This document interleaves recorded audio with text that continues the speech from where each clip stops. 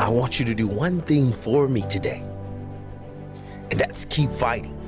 Keep going through this problem, this situation. Don't give up. Put one foot in front of the other. That's how you're going to make it through this, past this, over this. It's going to take the dog mentality. It's going to take you getting a hold of this thing and not letting go. You're going to have to fight and fight and fight till you can't fight anymore. Stress doesn't come from the facts. Stress comes from the meaning that we give to the facts. Yes, those things have happened. But the real question is, if we fight what's happened, we got a problem. We got to decide, what are we going to do with what's happened in our life? How are we going to take this? How are we going to mold this? How are we going to turn our life around? Because when you come up with a new meaning, you get a new life. A lot of times when people interrupt you, they're managing their own anxiety, boredom, procrastination by coming to interrupt you. They're creating reasons to interrupt their own work or their own emotional state by coming and interrupting you. That's what I realized was happening. What is the single force that controls the quality of your life?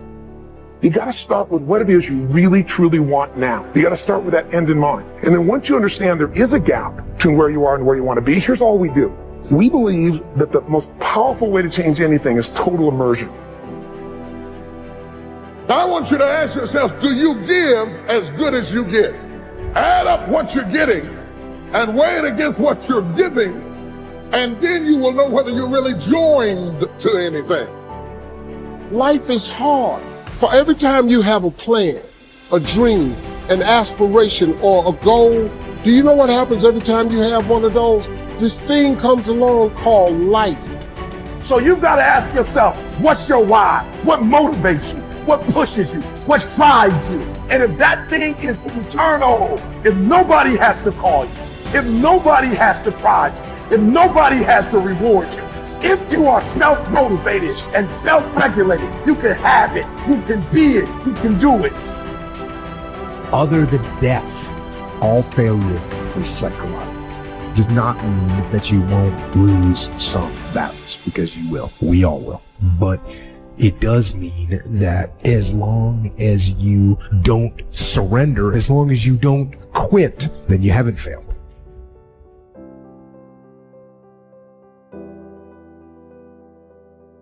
How do you experience beauty and joy in your life? What situations do you put yourself in? What makes you laugh? What's the fun stuff for you?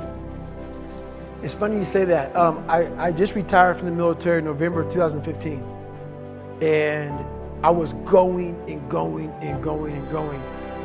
And I never really, I was a happy guy, but I'm never in the moment of like sitting back and I want to travel here to have fun and do this and that. I've never been that person.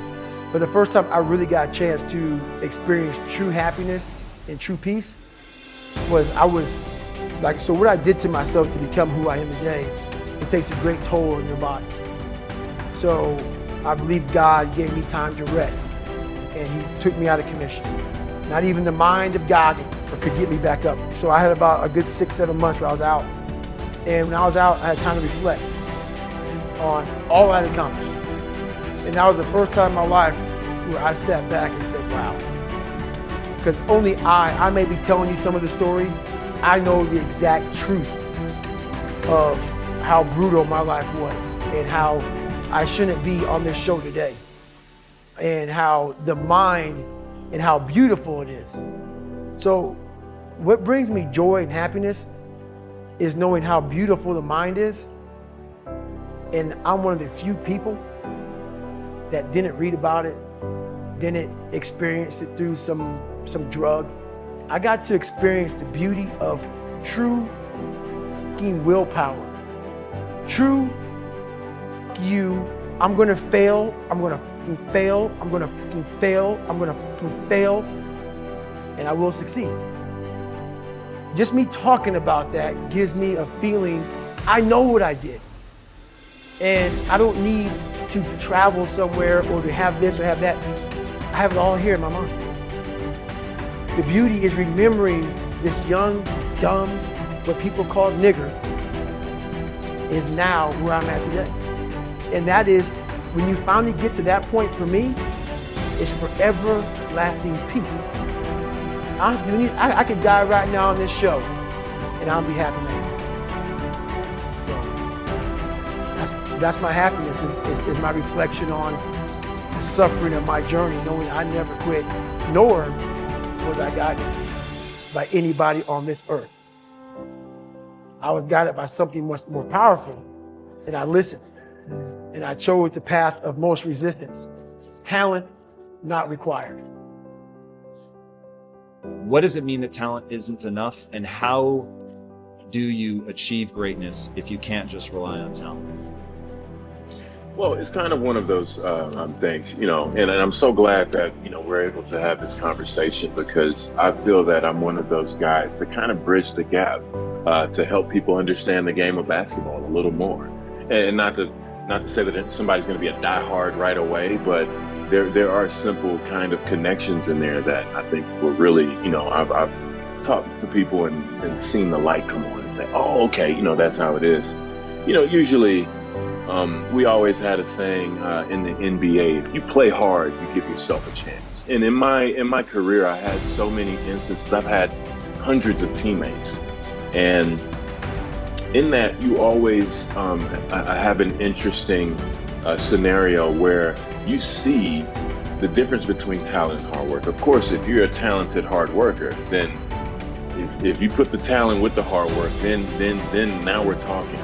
But I've seen so many times and so many people not reach their potential only because they didn't want to do the work. The talent was there. I think even sometimes the love for the game or the love for the field that they're doing is there, but you have to combine it with that toughness and hard work. And, you know, there's no cheating the process. You know, I think sometimes... What is the process? Yes. You know, doing things every day. So I always like to work backwards. So for instance, if I'm a basketball player and I want to be a better shooter, well, I say, okay, I want to be a better shooter. That is my goal. What do I have to do daily to ensure that I can become a better shooter? Some people would say, well, you need a teacher. Not necessarily so. You have to sometimes go and seek the information, put in the work. That could be a part of one of the days of the process to becoming a better shooter. You know, so I always try to make sure that I put the work in myself, only because you see how so many people, you know, leave their talent on the table, so to speak. I mean, you know, and sometimes that can be it's a gift and a curse, right? You can be the most talented person in the room. That'll automatically bring your work ethic down a little bit, and that's something you have to fight. But I think sometimes, especially in younger people, you think it's going to last forever. You think it's always going to be here and I don't have to try so hard. I've seen so many people just be hard workers, and then, you know, that gives them a seat at the table just by their work ethic. We're not even talking about talent right now, you know, but when you combine that talent with the hard work, I think that's when you get the lighter fuel to get you where you need to go. No one's coming back to help me. So it starts with that person in that mirror. You have to realize you are on your own now. And whatever else you believe in, I don't care what you believe in, but on earth is a very lonely journey. And it starts with the accountability mirror, looking and saying, hey, all these things are coming back. I have to face myself. The difference between vision and a goal is the finish line. A goal is 26.2 miles. You can simply count the metrics and know when you've completed your goal. A vision is having a crystal clear sense of what the finish line looks like, but no idea of how far away it is. And the reality is you will spend your entire life never actually crossing the finish line, but the joy that every marathon you complete, you feel like you're getting closer. Every milestone that you accomplish makes you feel like you're getting closer and closer to the ideal, and this is what gives our life and our work meaning. I think in the end, persistence is more important than anything else. And having a desire to do something, you want to prove something. So you have a vision of where you want to go, you're willing to persist and overcome. That's probably the key thing have to have a vision of where you want to go. You have to persist in it. You have to be willing to overcome failures and not be afraid of making a mistake. You don't become what you want. You become where your habits take you. There's no ending. And that's the person I listen to. That's the person who's gained knowledge. You gain knowledge through suffering. And on the other end of suffering is a world that very few have ever seen. It's a beautiful world, because that's where you find yourself.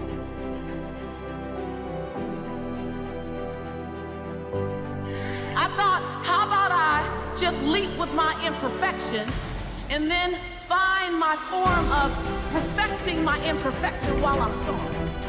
How about I do that?